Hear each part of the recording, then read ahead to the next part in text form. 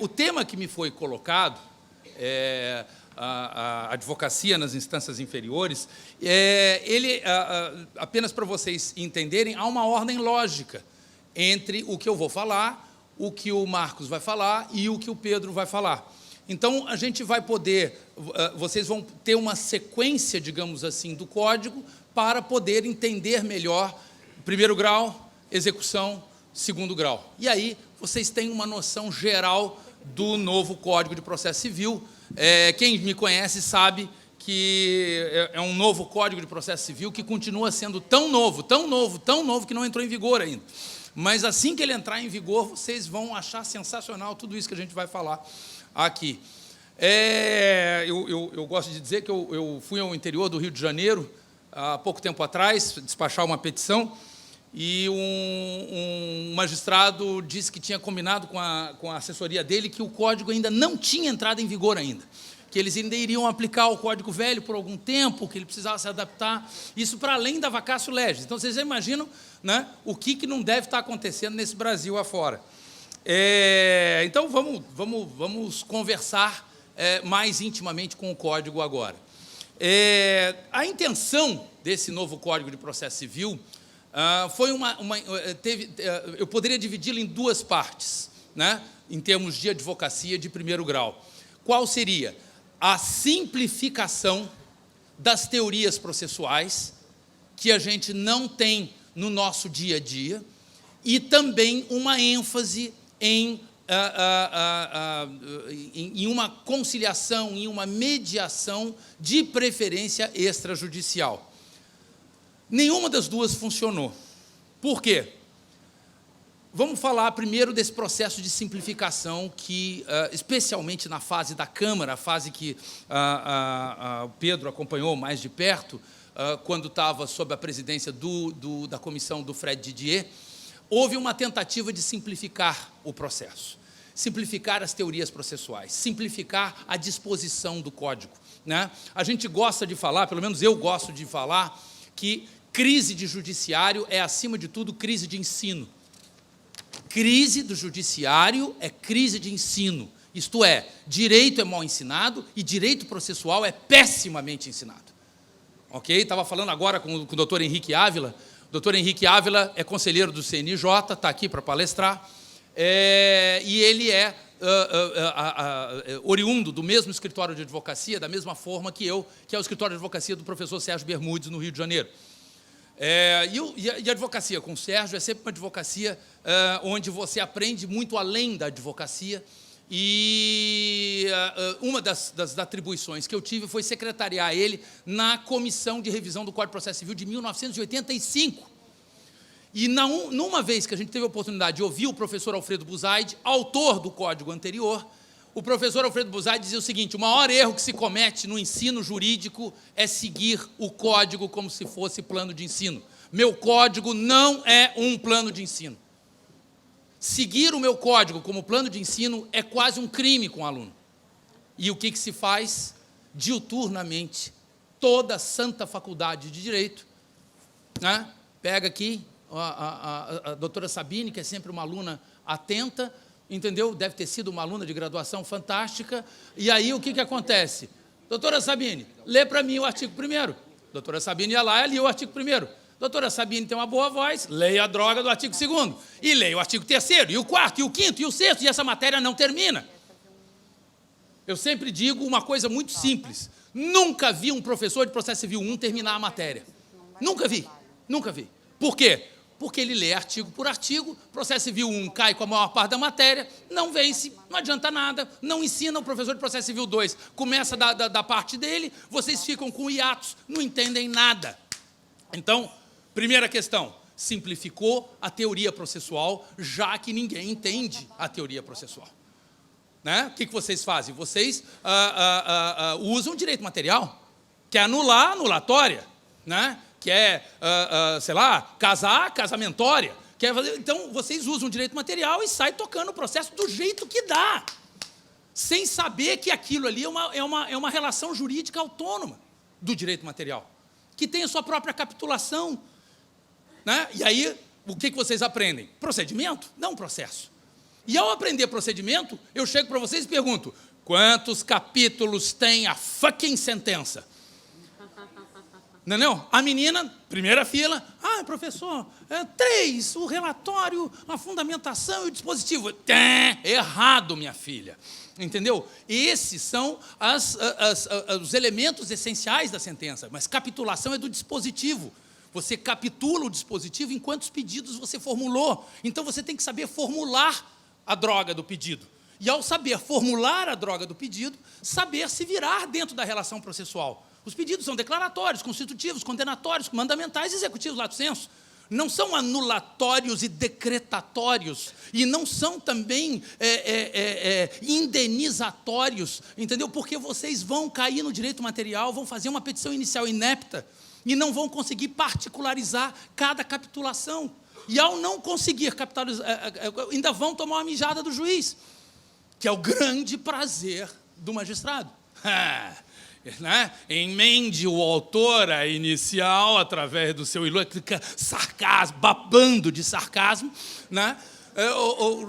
Para testar, né, o advogado, e aí você tem que explicar para o cliente que está demorando a liminar, porque o juiz mandou, culpa do juiz. Não, né? Então, o processo civil acaba não sendo enxergado, vocês enxergam o procedimento, enxergam o direito material, mas não enxergam, é uma miopia intermediária, vocês enxergam mais longe, vocês enxergam mais perto, mas ali a relação processual não enxergam e acabam não entendendo natureza de tutela, né?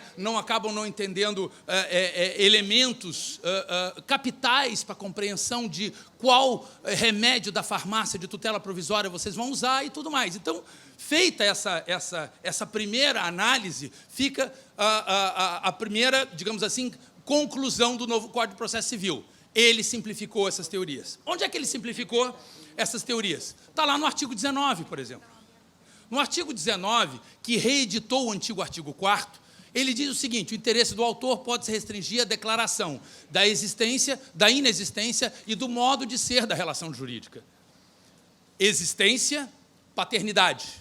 Inexistência não é paternidade. Ou o modo de ser da relação jurídica. Quais são as consequências dessa paternidade? Alimentos, né? A visitação, guarda e tudo mais. Então, você tem, onde você tinha 5 ações, declaratória, constitutiva, mandamental, executiva, lato sensu e condenatória, você tem o quê? A declaratória e a constitutiva passam a ser a mesma coisa. Delícia!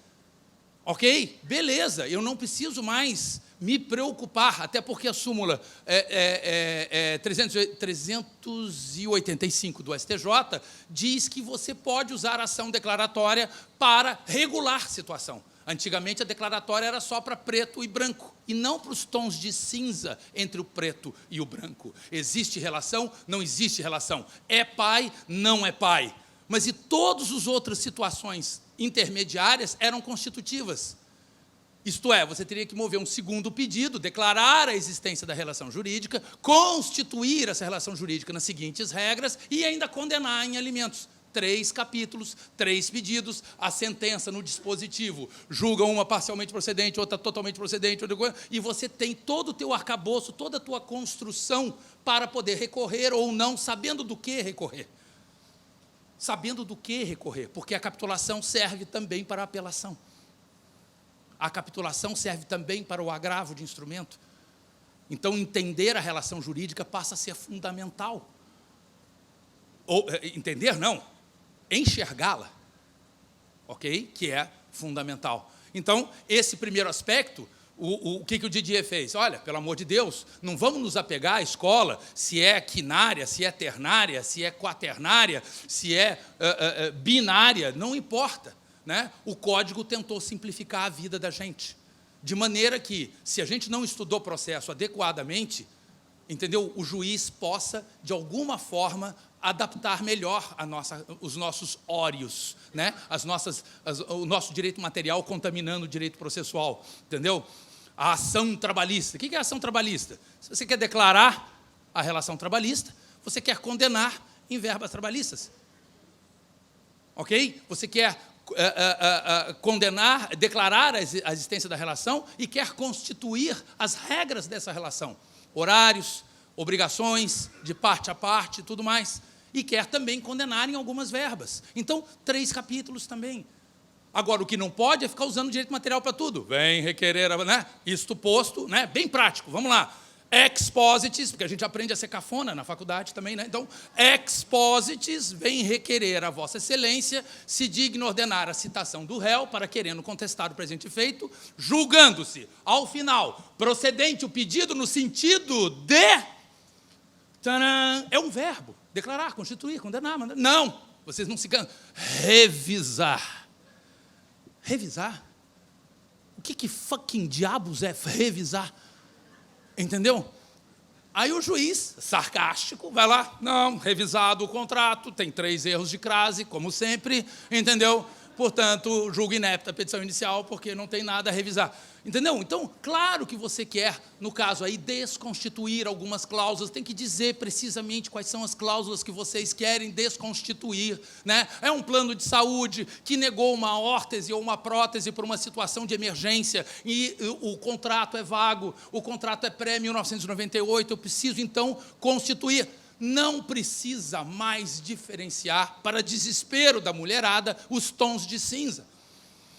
O que realmente é uma pena, mas o que acontece? É preto e branco, é legal também. Então, o que acontece? O que a gente precisa ver? Declarar e constituir, agora, pelo artigo 19, inciso 1º, se tornaram praticamente a mesma coisa. Então, vocês não precisam entrar muito em filigranas, ir lá no Pontes de Miranda, estudar a teoria da ação, cargas de eficácia, não precisa.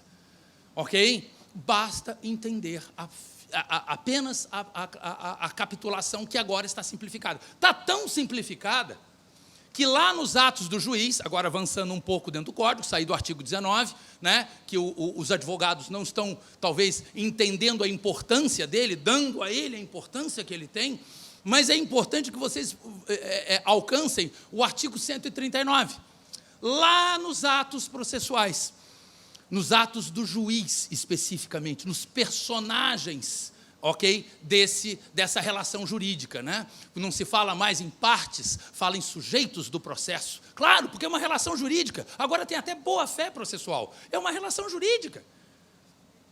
Juiz, promotor, perito, advogado, autor, réu, né? Todos eles, entendeu? Dentro de uma relação jurídica com suas regras peculiares, acabamos de ver uma delas, que é a capitulação, e dentro dessa capitulação, a simplificação. E dentro dessa simplificação vem o artigo 139. E dentro do 139, o inciso 4, fala das medidas indutivas. Que diabos é medidas indutivas? Está lá escrito, né? O juiz pode lançar mão de medidas indutivas para fazer qualquer coisa, inclusive para pagamento de quantia certa. Isto é, até nas ações condenatórias, ele pode lançar mão das medidas indutivas. Isso é mandamentalidade / executividade levada às últimas consequências. O cara não paga, mas viaja e bota no Facebook que está viajando para Londres. O cara não paga, mas tem carro. O cara não paga, mas tem cartão de crédito.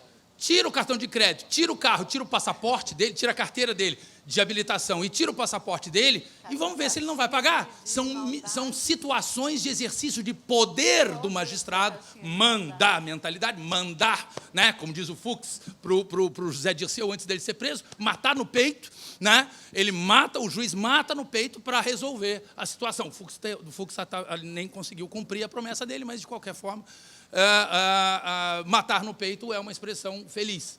Então, o que acontece?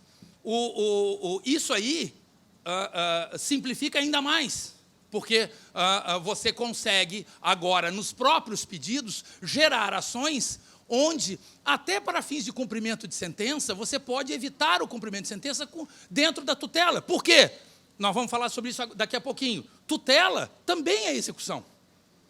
Marquinho gosta de falar isso. Desculpa, é muita intimidade. Professor Marcos, entendeu? Gosta de dizer isso, né? Douglas, a gente se acostuma a chamar vocês assim, né? Então, o que acontece?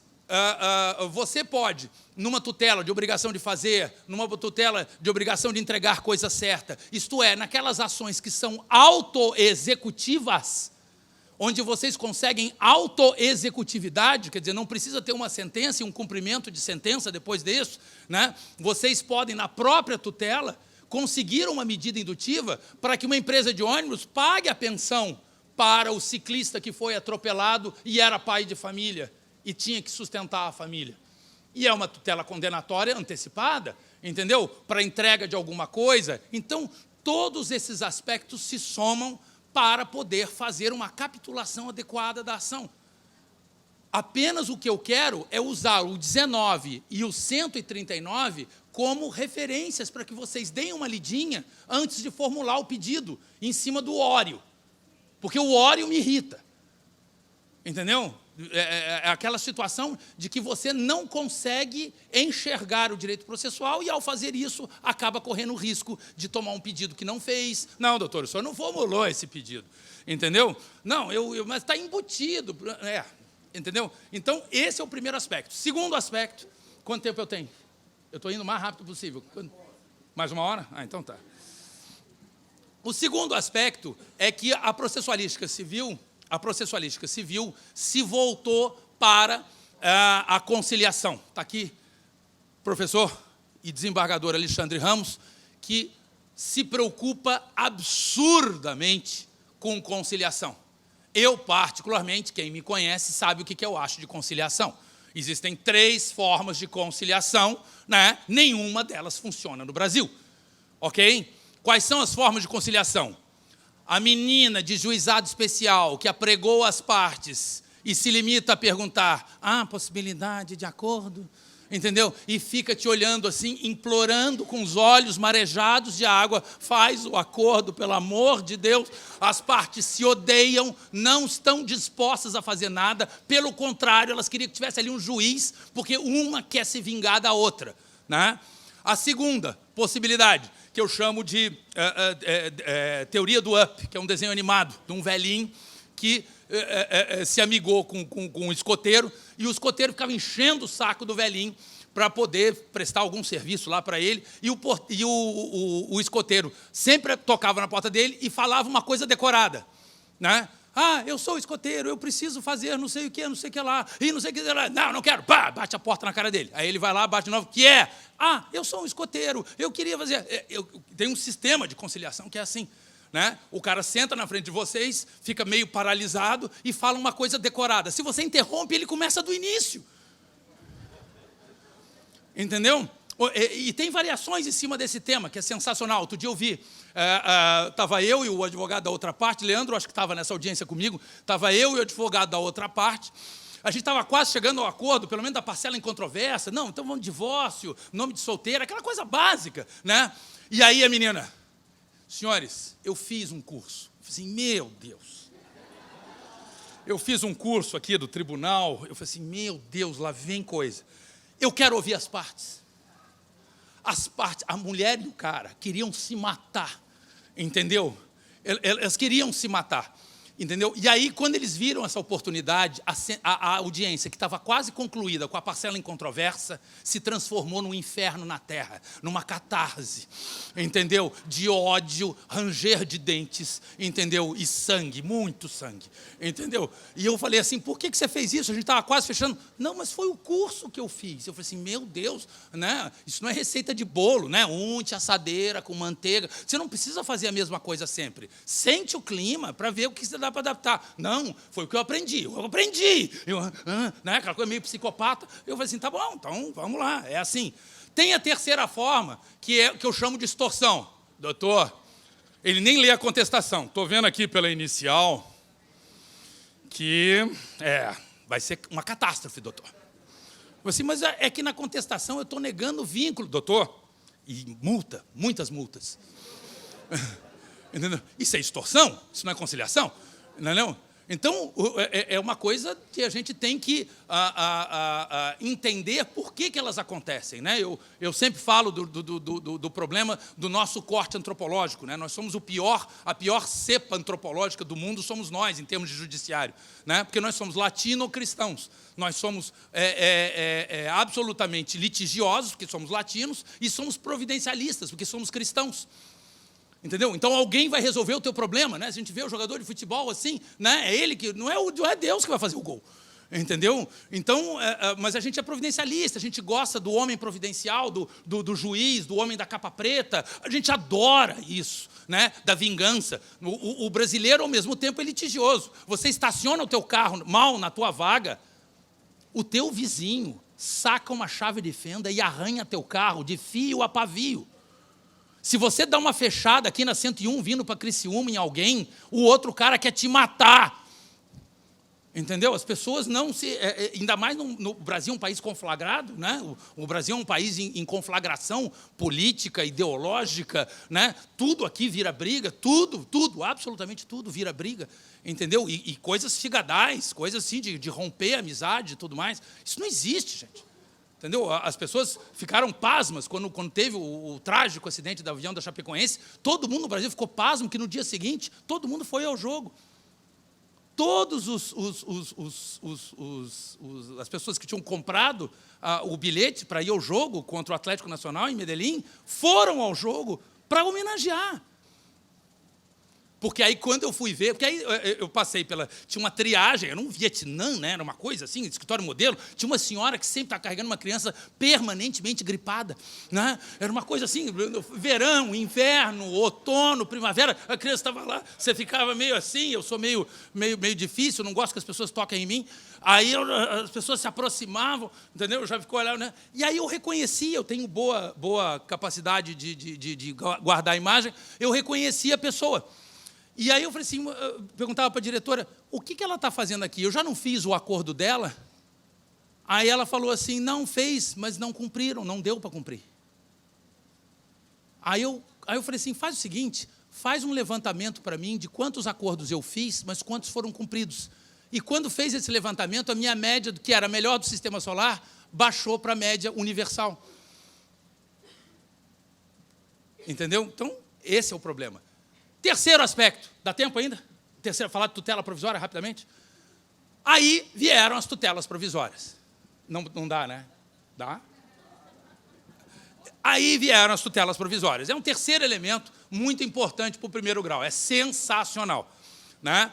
O Didier foi lá e colocou tutela antecipada. O Fux foi lá e recolocou tutela antecipatória, tutela provisória, que de provisória não tem nada. Ok? É execução, como diria o Marquinhos. É execução, pura e simples, tucur, execução. Aí o que acontece? Sob o ponto de vista procedimental, vou falar de uma coisa que vocês gostam, porque a única coisa que a gente realmente aprende na faculdade é procedimento, não é processo, né? Então, procedimentalmente, foi um avanço, né? Até então, nós tínhamos ou a tutela dentro do processo já dito principal, ou a tutela através de uma medida cautelar em paralelo ao processo dito principal, né? O que o Didier fez? Essa história de paralelismo acabou e você agora, ainda que você ajuize aquela medida que a gente chamava de preparatória, que eles agora chamam de antecedente, você ajuiza a medida antecedente, como era no nosso tempo, senhor. Só para o senhor que acenou com a cabeça, no nosso tempo era medida cautelar, né? Então a gente ajuizava a medida cautelar e 30 dias depois a gente ajuizava uma ação principal. 2 citações, 2 documentos, 2 procurações, 2 audiências, 2 sentenças, 2 apelações. Meu Deus do céu, não tinha sentido. O Didier, então, tirou esse paralelismo e trocou esse paralelismo pelo mesmo eixo cognitivo. Entenderam o que eu falei? Então, agora, nos 30 dias, você não ajuiza uma ação dita principal, você adita o pedido da medida antecedente e transforma a ação em ação principal. Ok? Então, e a incidental continua a mesma, você dentro dos próprios autos, você pleiteia isso. Eu tenho visto uma certa dificuldade dos tribunais em entenderem este procedimento. Ok? Por quê? Principalmente numa situação muito comum, Pedro talvez fale sobre isso com vocês, que é ele que vai tratar de segundo grau. Uma coisa muito tranquila. Quando você perde o efeito suspensivo num recurso, entenderam o que eu falei? Quando a sentença confirmou uma tutela e o teu recurso não vai ter efeito suspensivo. A outra parte vai arrancar o bem da vida de vocês. Estão entendendo o que eu estou falando?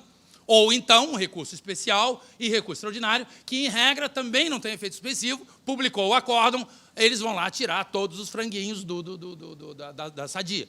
Entenderam o que eu falei? Nessa situação, vocês têm que entender que essa vinculação procedimental, que para vocês é dogma religioso, não, doutor, é procedimento, e vocês se apegam ao procedimento, né? E escrivão também, escrivão é muito apegado ao procedimento, adora um carimbo, né? Carimbar bastante, sair carimbando, certificando. Então o que acontece? Doutor, o processo está aqui embaixo ainda. Ok? E como a sua medida cautelar só pode, a sua medida incidental só pode ser dentro do processo, tem que esperar subir daqui a 2 anos, 3 meses e 15 dias, quando ele chegar no tribunal e tiver um relator. Querido, até lá já acabou. O artigo 299, parágrafo único, ele tira essa dúvida e diz claramente, para quem quiser entender, ajuize a medida como era no nosso tempo. Ok? Vai com a medida direto para a instância a qual seria responsável pelo julgamento do recurso. Ok? Está expresso isso, né? Porque a primeira coisa que te pedem é: onde é que está escrito isso, doutor? Né? Isso está escrito no parágrafo único do artigo 299, que fala da competência para apreciar as medidas. Então, a competência em primeiro grau é a medida tem que ser distribuída para quem for competente para apreciar o pedido principal, e o parágrafo único, em caso de recurso, a medida será proposta diretamente no fucking tribunal. Ok? As pessoas não conseguem entender que o sistema agora é fluido, é móvel. Ok? Segunda questão. Além dessa variação, tem um artigo, acho que é o 301, que vai lá e diz assim: o juiz poderá determinar as medidas que julgar adequadas, inclusive arresto, sequestro, busca e apreensão, que eram as medidas do meu tempo e do doutor Agenor, que está aqui, meu colega conselheiro, entendeu? Eu e o doutor Agenor, no nosso tempo, a gente ajuizava arresto, sequestro. Eu tenho uma aluna que respondeu uma pergunta sobre diferença de arresto e sequestro, sensacional. Ela respondeu com uma historinha em quadrinho. E como eu tenho senso de humor, eu dei 10 para ela. Entendeu? Camila Queires, nunca me esqueço. Ela fez uma historinha em quadrinho para responder: diga a diferença entre arresto, sequestro e cite exemplo. Ela colocou, ela sabia desenhar muito bem, 2 quadrinhos. O primeiro, o cara tarrafiando. E colocou assim: arresto. E o segundo, o cara pescando de vara. Sequestro. No arresto, você arresta tantos bens quantos bastem para garantir a sua dívida, indistintamente. Ok? E no sequestro você busca e apreende o bem da vida que você está discutindo a propriedade. Meu Deus do céu, a coisa que eu mais me preocupo na minha vida não é com processo civil nem com os meus cachorros. Entendeu? A coisa que eu mais me preocupo na vida é com didática. Eu tenho ansiedade em que o aluno não entenda. Às vezes eu bato, Douglas, tu já visse isso, às vezes eu bato em aluno. Entendeu? Até ele entender, é uma coisa assim, meio estranha. Ok? Então, o que acontece com isso? Espera aí, mas arresto, sequestro, protesto, eles não existem mais no direito brasileiro. Os procedimentos cautelares nominados, as famosas cautelares nominadas, deixaram de existir. Para vocês, cara pálidas, ingratos, eu, que sou das antigas, eu continuo com eles na minha memória.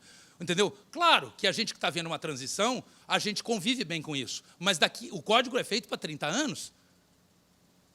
Então, tem essa pequena questão importante. Continuam existindo algumas cautelares nominadas, algumas antigas cautelares nominadas foram para procedimentos especiais, tem que ver isso. Está lá, se não me engano, a homologação de penhor legal, que era cautelar e foi para procedimento especial, ok? E assim por diante, onde o Didier procurou alocar, ok? E, para terminar, tratar com vocês uma questão que deve estar assombrando vocês, tá? E eu, meu querido Pedro Cascais, não me perdoaria se eu não citasse isso.